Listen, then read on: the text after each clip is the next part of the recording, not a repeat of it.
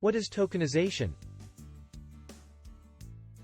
Tokenization is the process of replacing sensitive card details with a randomly generated string of alphanumeric characters.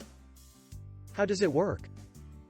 Firstly, the customer submits the actual credit card information when making an initial purchase. The online store then submits this payment info to their payment processor. After that, the actual card detail is replaced with the tokens generated and stored by the website. The tokens are then used for future purchases by the same customer. Benefits of tokenization.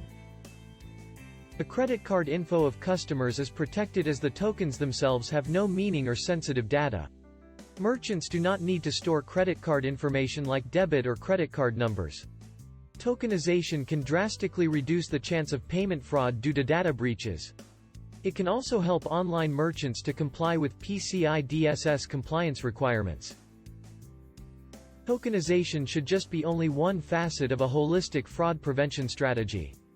Ideally, tokenization should be accompanied by a robust fraud screening service such as FraudLabs Pro.